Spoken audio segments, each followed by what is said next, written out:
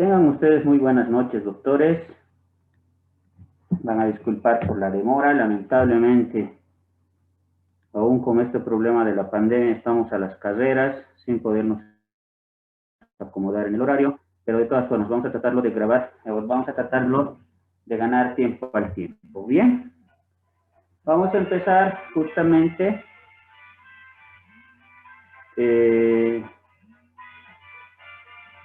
con el avance de materia para no quedarnos o no vayamos irnos retrasando, ¿no?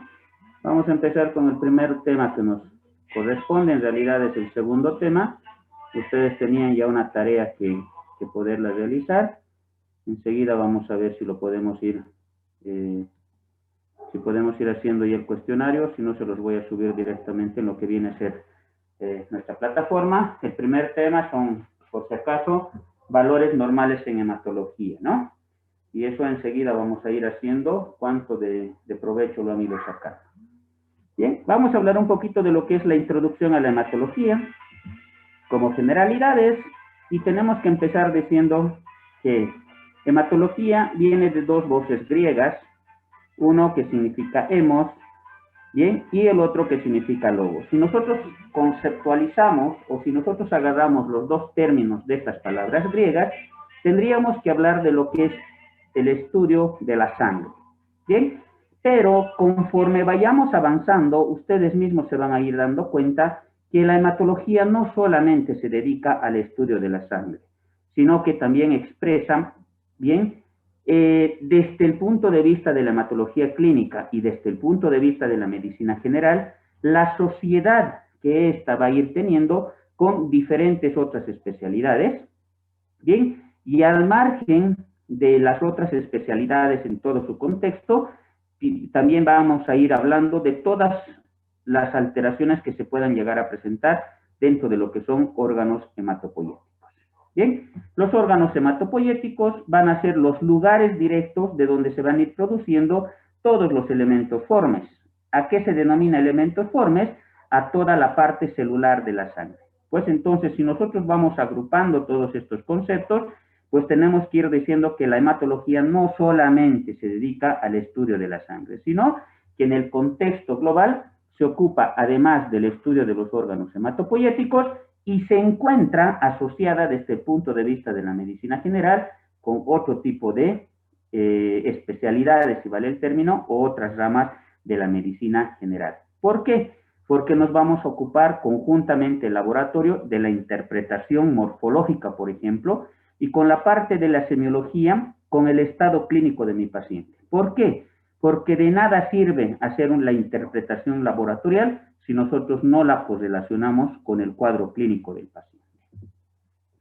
De un tiempo a esta parte se está constituyendo en una rama fundamental de lo que viene a ser la medicina dentro de lo que son las especialidades. ¿Por qué decimos que es una rama fundamental? Porque definitivamente nos va a ir dando el diagnóstico definitivo de muchas enfermedades o muchas patologías que lamentablemente se encuentran ocultas o no se las puede llegar a determinar en todo su esplendor. ¿Cómo se va a dividir la hematología? Se divide en dos partes, entonces tenemos que ir sabiendo que lo vamos a ir dividiendo en dos partes. Una que viene a ser la hematología que se va a dedicar netamente al estudio de la sangre, y la segunda parte que se va a ocupar netamente de lo que es todo el sistema hematopoyético.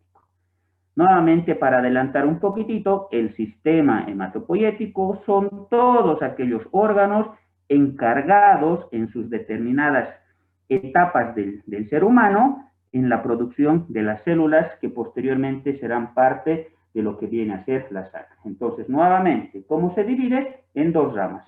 La parte que estudia la sangre y la parte que estudian los órganos hematopoyéticos.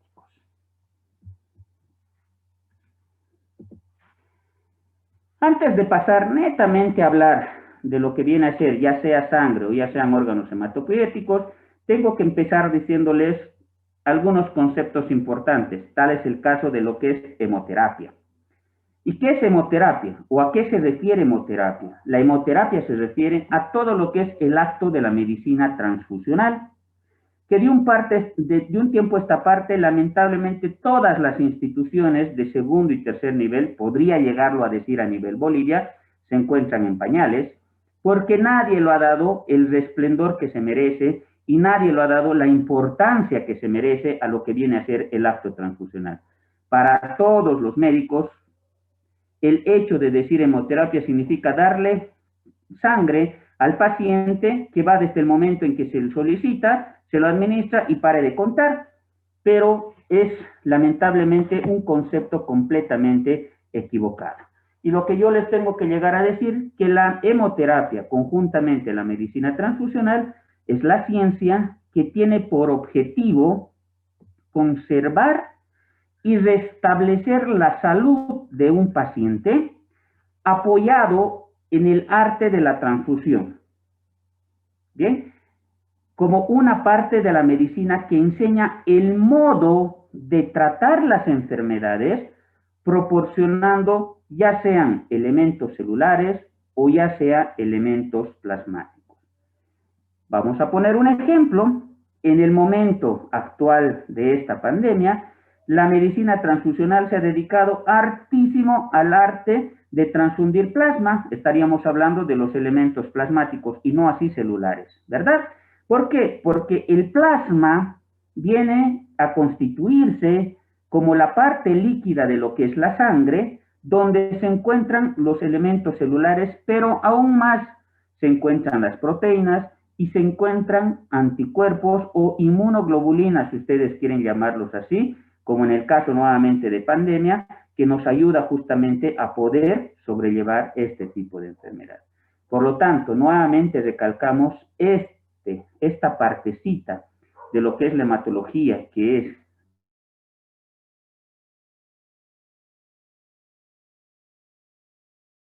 aclarar algún concepto. Tal es el caso de que no se la puede considerar como tratamiento definitivo, por si acaso. Su uso puede estar condicionado a efectos adversos, por lo que su indicación debe considerarse de manera cuidadosa en base al riesgo y el beneficio que yo puedo llegar a proporcionar a mi paciente. Entonces, ¿qué quiere decir? Que no es pedir por pedir sangre o los derivados de la sangre. Por favor, a tener muchísimo cuidado en ese aspecto. ¿Por qué razón? Porque se puede llegar a presentar efectos colaterales o efectos adversos al propio acto transfusional y el paciente puede llegar a tener diferentes problemas de diferente índole. No es algo reciente por si acaso. Bien, la hemoterapia ya va desde más o menos 1616, donde científicos como Harvey propuso el concepto de que la circulación de la sangre estaba bajo una especie de circuito, y que nosotros lo conocemos, ¿no? El circuito mayor y el circuito menor. Bien, pero nosotros no teníamos conceptos validados, o si vale el término, no se tenía fundamentos para que se empiece a realizar el acto transfusional de manera importante. Es así que recién en 1667, si se dan cuenta, desde el 16 hasta el 67, tuvo que haber pasado casi 50 años, se realiza el primer acto transfusional. Bien, pero un acto transfusional que posteriormente lo vamos a ir desglosando, que no tuvo el éxito que nosotros hubiéramos querido, ¿no? Más o menos al principio del siglo XX, la transfusión seguía siendo laboriosa, seguía siendo considerado un acto de alto riesgo, ¿bien? Entonces, mucha de la gente lo tenía muchísimo respeto a este tipo de problemas. El desarrollo de los anticoagulantes, que se dio después del siglo XX, ha ido, si vale el término, revolucionando todo lo que es a la fecha banco de sangre y medicina transfusional. ¿Por qué? Porque este producto nos posibilitó poder ya realizar la conservación, recolección y preservar este producto, que nosotros a la fecha sabemos que estos productos son ¿dónde almacenados? En un banco de sangre. Entonces, todos esos aspectos, señores, las tenemos que ir considerando. Entonces, nuevamente, haciendo un análisis o un concepto de mejor valor, tenemos que llegar a decir que la hemoterapia, pues, no es una ciencia reciente.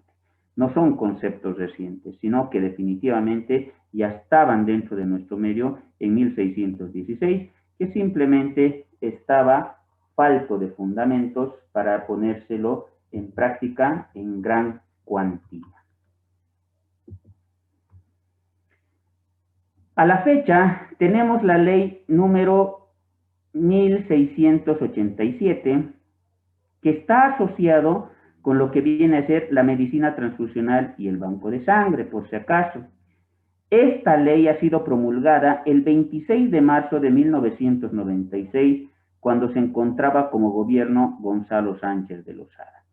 Entonces, a partir de esta ley, se lo ha dado mayor hincapié o se lo ha dado mayor importancia a lo que vienen a ser la medicina transfusional y los bancos de sangre, por si acaso. Es así, si nosotros queremos conceptualizar, un banco de sangre es un servicio sumamente especializado que tiene que tener registro y licencia de funcionamiento que han sido proporcionados por la Secretaría Nacional de Salud y que tiene por objetivo, o si quieren ustedes, está encargado de la recolección, de la extracción, del procesamiento, del almacenamiento y de la conservación, del fraccionamiento, control de calidad y finalmente distribución de la sangre, que va a ir destinada al acto transfusional o, en algunas ocasiones, investigaciones en forma total. Se puede llegar a utilizar la sangre entera como tal o cualquiera de sus derivados de la sangre que nosotros los vamos a ir denominando como hemocomponentes. Ojo que este aspecto no puede llegar a tener ningún fin de lucro. ¿Qué quiere decir? Que esta ley justamente se ha determinado sin fin de lucro a centros de transfusión o investigación públicos o privados. Entonces, ¿qué quiere decir? Que un banco de sangre se lo puede realizar tanto en la parte pública como en la parte privada, pero obviamente se tiene que cumplir con todos los requisitos exigidos, nuevamente determinamos por la Secretaría Nacional de Salud, más concretamente se le dice Programa Nacional de Sangre, para poder nosotros optar por este tipo de función. No es lo mismo, por si acaso, la unidad transfusional. Bien, entonces, hemos hablado de banco de sangre y ahora la unidad transfusional, o también llamado servicio transfusional, es el servicio especializado con registro y licencia de funcionamiento otorgado por el CDES, el Servicio Departamental de Salud de cada departamento. Este servicio es encargado ¿de qué? Del recojo, del transporte, de la conservación y del control de la calidad, así como también realización de pruebas de compatibilidad y distribución de los hemocomponentes, como ser paquete globular, plasma fresco congelado, concentrado de plaquetas, concentrado de crioprecipitados. ¿A quiénes? A los centros hospitalarios de primero, segundo o tercer nivel. Entonces, ¿qué quiere decir? Un banco de sangre directamente no es el entendido en realizar este acto. ¿Quién tiene que realizarlo? El servicio de transfusión. Por lo tanto, entonces, en un hospital la pregunta viene, ¿podría existir un banco de sangre y un servicio de transfusión? Podría existir, pero lo que más te exige la norma es que todos los hospitales, a partir de que estos sean de segundo y tercer nivel o de superespecialidades, tienen que contar con su unidad transfusional para poder ir realizando justamente todos estos aspectos que acabamos de mencionar. ¿Ya? Y finalmente tenemos que determinar a qué se denomina una prueba cruzada. Las pruebas cruzadas son las pruebas de compatibilidad mayor y compatibilidad menor. Son procedimientos de laboratorio que se los va a practicar en la unidad transfusional y que tiene por objetivo la búsqueda de anticuerpos que permiten ser detectados y estudiados. ¿Para qué? Para ayudar a prevenir que la transfusión de la sangre o cualquiera de sus derivados no sean incompatibles o tengan la máxima seguridad y el máximo beneficio. ¿Qué quiere decir? Que muchas veces obviamos por este tipo de servicio y lamentablemente terminamos cometiendo diferentes tipos de errores, los cuales ponen en riesgo la vida de nuestros pacientes. Con mucha pena les tengo que llegar a decir, existen en nuestro medio muchísimos centros privados que lamentablemente desconocen de este aspecto. Pero va a ser, lamentablemente tenemos que decir, hasta que nos llegue a pasar algún tipo de desgracia cuando lleguemos a escarmentar, ¿no? Justamente por incumplir esta normativa. Y por si acaso, también tengo que recalcarles, el hecho yo de evadir este tipo de decreto supremo tiene una sanción de tipo penal. ¿Qué quiere decir? Que tranquilamente la persona que solicitó la sangre o sus derivados de la sangre y pasó algo durante el acto transfusional sin haber seguido todos los pasos correspondientes, es el directo responsable para ante la justicia y tener que ir a responder. Bien, pues entonces estamos hablando que la hemoterapia no solamente se va a ocupar de darles sangre entera, sino que a partir de esta podemos nosotros considerar componentes sanguíneos o hemocomponentes, si ustedes quieren, que son todos los productos que nosotros vamos a llegar a obtener a partir de la sangre total. Entonces, estos productos los podemos llegar a nosotros a tenerlos gracias a medios físicos, mecánicos, como por ejemplo tenemos la centrifugación, la congelación, y los cuales tienen que ser utilizados como producto final para la transfusión. A eso se denomina hemocomponente. Entonces, nuevamente, ¿qué es un hemocomponente? Es un componente de la sangre. Como ejemplo, pueden ser glóbulos rojos, puede ser plasma, puede ser plaquetas, pueden ser crioprecipitados. ¿Cómo se obtiene? Nuevamente, por medios físicos o por medios mecánicos. ¿Cuáles pueden ser estos medios? La centrifugación o la congelación. ¿Qué obtengo? El producto final para yo poder transfundir a mi paciente. Bien. Y finalmente, se va a considerar un derivado sanguíneo o hemoderivado a los productos que nosotros vamos a llegar a obtener a partir del plasma sanguíneo. Acá participa ya la mano de la industria. También se realiza este tipo de obtención a través de lo que son los medios físicos o los medios químicos, como por ejemplo tenemos la liofilización o la atenuación viral, como ahora por ejemplo se ha puesto de moda las famosas vacunas que están viniendo con virus atenuados, por si acaso, y los cuales van a ser utilizados como producto final de la medicina humana, ¿no? Dentro de estas, por ejemplo, tenemos albúmina, tenemos globulinas, tenemos las vacunas, etcétera, que son considerados como hemoderivados, ya no son como hemocomponentes. Entonces, nuevamente, ¿cuál había sido la diferencia? Que el hemocomponente es un producto que se obtiene a partir de lo que es la sangre, mientras que el hemoderivado es un producto que se obtiene a partir del plasma sanguíneo. ¿Quiénes participan? En los hemoderivados ya participa la mano de la industria, mientras que para la recolección de los hemocomponentes, un banco de sangre que se encuentre completamente autorizado. Y esto es justamente lo que ustedes tienen que llegar a saber y vamos a terminar acá para no ponerles en problemas a su siguiente clase. Bien, entonces, ¿qué es lo que voy a obtener de la sangre total? Puedo obtener crioprecipitado, puedo obtener plasma, puedo obtener plaquetas y puedo obtener eritrocitos. ¿Qué se lo denomina a ese conjunto? Hemocomponentes.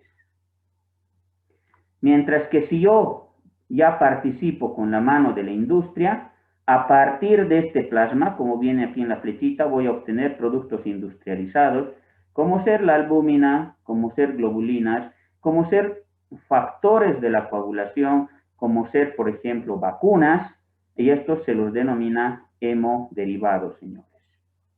Bien. No sé si tienen alguna pregunta.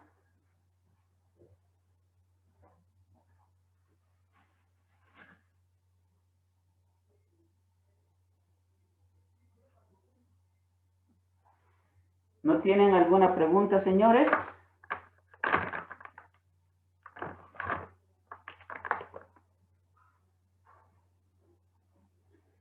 ¿Alguna pregunta, alguna duda, alguna inquietud?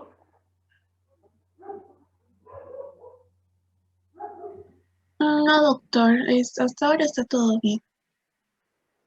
Bien, entonces no quiero yo tampoco perjudicarles de su siguiente clase. Seguro que todos los docentes van a darles el tiempo correspondiente de los 10 minutos, pues entonces nuevamente disculparme por el retraso. Vamos a tratar de, siempre voy a mandar un horario para hacer una clase. ¿De acuerdo? Entonces, habíamos quedado a las 6:20, pero por motivos de tráfico no pude llegar en el tiempo correspondiente, pero tampoco me hubiera gustado no iniciar la clase teórica con ustedes. Bien, si no tenemos ninguna pregunta, doctores, la siguiente clase vamos a arrancar. Por favor, con su tarea, no me olvido de sus tareas. Entonces, cuidado que se les sorprenda con algún tipo de cuestionario. Entonces, vayan repasando, por favor, ¿ya? Continuamos, por si acaso, con esta primera parte. Vamos a hablar de las dos partes de la hematología, como hemos dicho que lo vamos a dividir en dos ramas. La parte que se dedica netamente a estudiar la sangre y posteriormente la parte que se dedica netamente a estudiar los órganos hematopoyéticos. Si me preguntan qué es lo que vamos a arrancar con la siguiente clase, todo lo concerniente a sangre, por favor. Bien, los que desean ir avanzando en su materia, entonces lo pueden ir así. Si no tenemos ninguna consulta, señores, quedarían libres y nos vemos el día miércoles, dándoles siempre, primeramente, las bendiciones correspondientes y nuevamente reiterarles la posibilidad de mover un poquitito el horario del día miércoles, que hasta ahora estamos de 5 a 6. Vamos a ver si logramos pasar en ese horario. También me dijo su representante que todavía no tienen docente de reumatología, que les había tocado de 6 a 7, tal vez podemos seguir utilizando ese horario, pero tal vez buscar nuestro propio horario, por favor, les voy a pedir. ¿De acuerdo? Entonces vayamos considerando esa partecita. Con eso estaríamos liberados por hoy día. Tengan ustedes muy buenas noches, señores. Gracias, doctor. Hasta luego, doctor. Buenas noches, Gracias. doctor. Hasta Hasta luego, luego. doctor. Buenas noches, doctor. Que les Buenas vaya- noches, doctor. que les vaya muy bien.